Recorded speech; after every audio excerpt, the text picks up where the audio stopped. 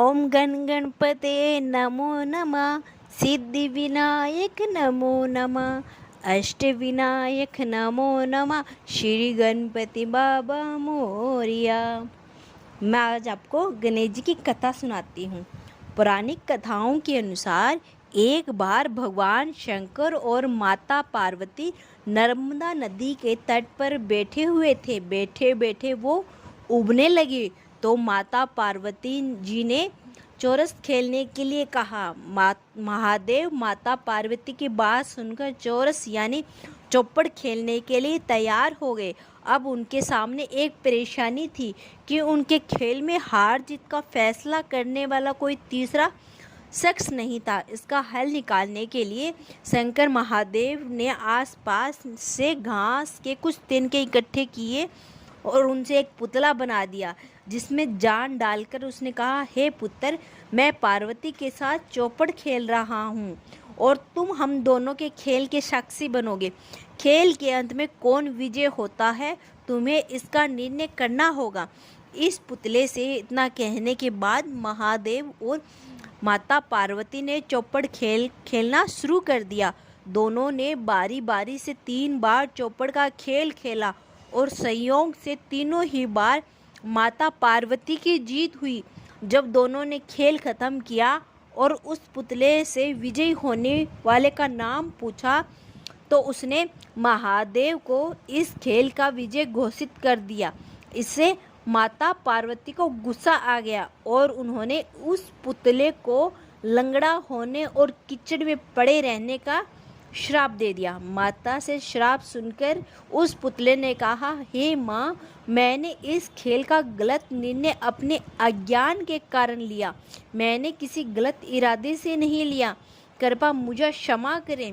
पुतले की बात सुनकर माता पार्वती को दया आ गई और उन्होंने उससे कहा, 1 साल बाद यहाँ पर गणेश जी की पूजा करने के लिए नाग कन्याएं आएगी। उनसे पूछकर तुम गणेश व्रत और पूजन करना।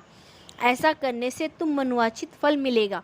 इतना कहकर माता पार्वती और महादेव वहाँ से वापस कैलाश की तरफ चले गए। 1 साल बाद उसी स्थान पर नाग कन्याएं आई। जब उन्होंने गणेश व्रत के पूजन की विधि शुरू की तो उस श्रापित पुतले ने उनसे उस पूजन की विधि बताने की प्रार्थना की। नाग कन्याओं ने विस्तार से उस पुतले को गणेश पूजन की विधि बताई। उसके बाद उस पुतले ने विधि अनुसार 21 दिन तक गणेश की उपासना किया और पूजन किया। इस पूजन से गणेश जी की काफ़ी पसंद हुए और उन्होंने उस पुतले को मनोवांछित वर मांगने के लिए कहा। पुतले ने कहा, हे प्रभु, आप मेरे पैरों में इतनी शक्ति दे कि मैं कैलाश पर्वत पर जाकर अपने माता पिता से मिल सकूं और उन्हें पसंद कर सकूं। गणेश जी ने कहा, तथास्तु बोले और वहां से चले गए। उसके बाद पुतला रूपी वह बालक चलते हुए कैलाश पर्वत तक पहुंचा और वहां पर वह भगवान शिव से मिला। महादेव ने उसने सारी बात बताई।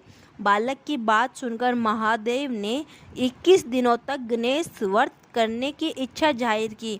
दरअसल चौपड़ खेलने वाले दिन माता पार्वती महादेव से भी नाराज होकर कैलाश छोड़कर वहां से चली गई थी। माता पार्वती को मनाने के लिए महादेव ने 21 दिन तक गणेश व्रत किया।